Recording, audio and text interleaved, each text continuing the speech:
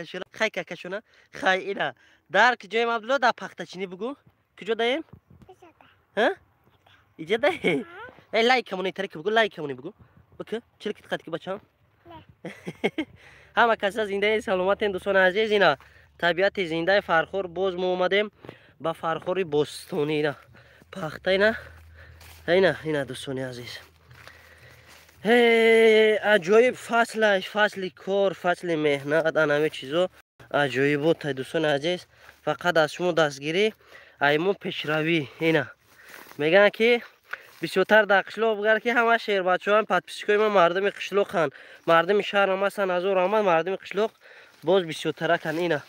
بچه ما در بالای سرم گرفتم رفته ایسم عبدالله جان اینا پیسرچه یگانه ما با خاطر عبدالله جان هم کسی دستگیری میکنه میفیره تاشو میکنه اینا کودک فرقشی شلنسی شده دست ما داده فرگشتی سای بالای سری ما ده بسیاری ها گفتن که پخته چخیل میشکفه اینا دوستان عزیز ما اومدیم بسیاری ها میدونن میشناسن پخته کجا میبروید چخیل میشوه حاضر همشه با هر یکی شما قسم میکنین پخته را علاقه ما یکم چینک چیندیم اینا دیم چینک شکفتنش روشه کم اینا پخته شکفتگیش اینا یک تا نیمتا دورایولی خیلی ایشالا که امسال نخی پخته از جوی بود اینا مکه کردگی امسال نشید سوخت آب کم بود اینا مکه را بینیم مردم اینا مسکوچا مردم کالیمارس مردم ماتروس مردم قرقچی همه کسا زنده باشین زمینای رشقه دهیم سر زمین کالیمارس سایکو انوجا دهیم عبدالله جان ها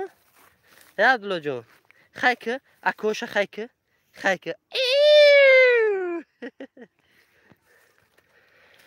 ای بانو میخدو اکا همی اکا جانو اپا جانو عذاب دا مردم قشلوقای اینجا میای دیگه نه پروداکشنت فایده میکنه نه کامera چیت فایده میکنه نه یگان چی یا پدری دارن که میگه دوای پریود کور اینا احسان میدیا دراویده سایداروجا کسنور برو کن میپشونه یا بسم الله قریب قرد دیدم دی بچه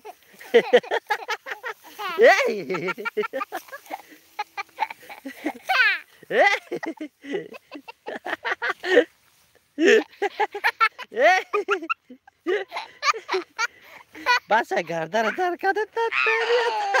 سر نکن مهم برم شا پوپو تپوش بچه جون پوپو تپوش ما کشون قدی گب زنم مهم برم شا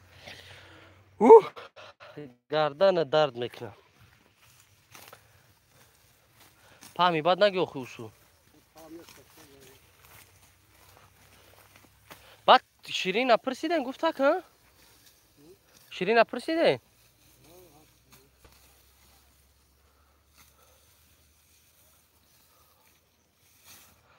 دوستان عزیز زنده باشین چی رای شما تون بیا کامنتارهای شما را هر یک کدوم شما بخونم شیرای نهر یک سر میکنیم سلام علیک ببینی باز به سلام علیکم ایبادو فتحدین و علیکم سلام علیکم وکی رحیم سیرام خان عدیلو و علیکم و سلام پجان خوش اومده ای کلیمارس ایبادو او هزار آمد هم قشلوق مو سلام از ریگاردون و علیکم و سلام علیکم یک مرتبه طرفی کلمارس دوستان عزیز خدا نصیب کرده باشه برنامه خیریوی را سر کردیم پگه طرفی 30 سالگی اناونس میرم سیونکه میکنم حتما یک مادری که 10 سال بوده شوهر در مسکو پولمون روی نمیکنه خیلی یک زندگی بد داشتین ان شاء الله میرم سیونکه میکنم انم خیل پگه دستر تیار باشیم کلمارس اشیر سر میتون ماشین ده تماشا کرده میریم روزی هستین یا نه سلام علیکم براد یک من اکا نمره تنویز 905 33 64 42 905 33 64 42 سلام علیکم و علیکم اکا جان وای دختر کنی کدام او انیسه ما فیلم تربیوی را سیونکه کردیم ان شاء الله خدا نصیب کرده باشه روزهای نزدیک میبروین اینا کودک دوشنبه چغوتی در کجای کودک قشلوق نگاه کو بچه کی میشای الاف دروی نمیتونی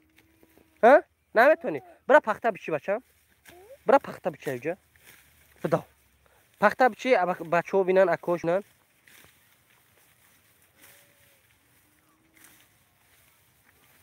پخته کیلو چند سمه 70 درمی داده سه 70 درمی داده سن در پونکا دمون زاودو 8 چیلا 8 اینا 10 دقیقه پیم بچه همه کسایی لایکی بزنید تا که دیگران هم دارن این رای کلمه کسانی که میدونن همین تماشینا میگذارن میرون پریساوید کنید تو رایون 10-15 کیلومتر 7-8 می رفته اینجا تو سامونچی را 7-8 اینجا 3-4 کیلومتر ها ایشا داری بمیز بروک تا پایین که بمیز بروک تا پایین که بمیز بچه چودا برا چودا میمیز بدا بدا باباش ایشان تا برا ایشک بچه بدا پختش گفتم که دوستان عزیز پخته نرخ نوش گرد زدم که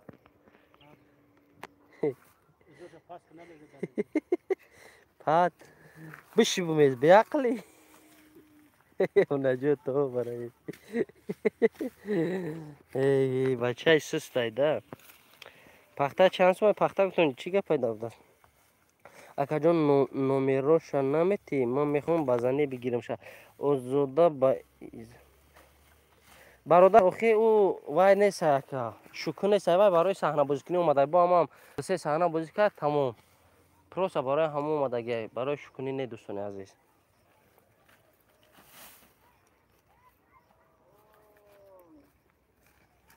انشاءالله میشه دستگیری شما باشه همش میره پخته چینی نه که پخته اجدا مردم قشلوق میچینه با خدای عذاب سگا اینا نگاه کنین درازی نمی زمین ما 300 مترای 300 چند مترای انا قدر مردم یا چویا کمی چینه میره و او یا 10 کیلومتر 20 کیلومتر یا اینم قدر زمینه مردم با دست میشینن نگاه کنین اینم خیلی کودکاشون میرن دور پخته دقتشون اینا بچی بچم بچی خونه میبریم ها میبریم خونه اینا دیدین کودک اوج میدونه پخته را چخلی بچینه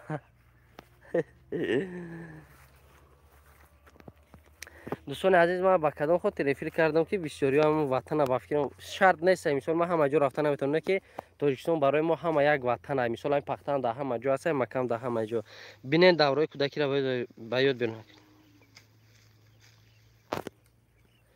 اکا امی پخته را ای پیش نشون تین ای پیش میره اینا دوستان عزیز اینا سر میکنیم از یک پخته کو چند قدر رایونه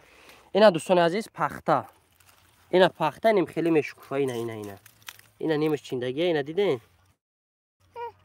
پخته نیم خیلی مشکوفه شاش کامیرا دوستان عزیز لایک همونه به خاطر رحیم جان لایک 3 سالی نم پیشدگی مدروی و مدروی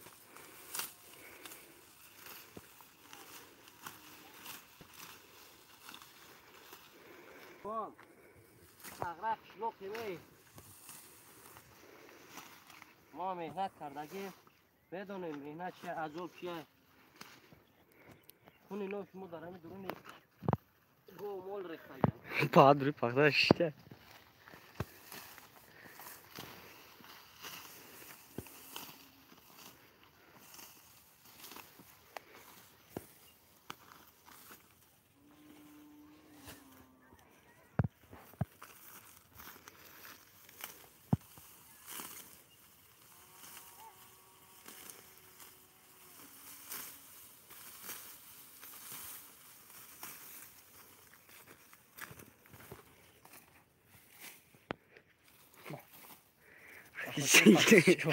چقدر رنگی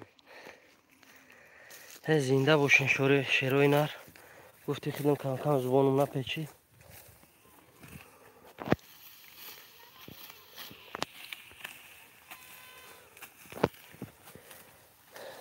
گاب نیست دوستان عزیز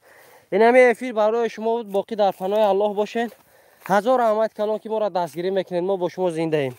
خدا هر یک شما را نگهبان باشه خیر دوستان عزیز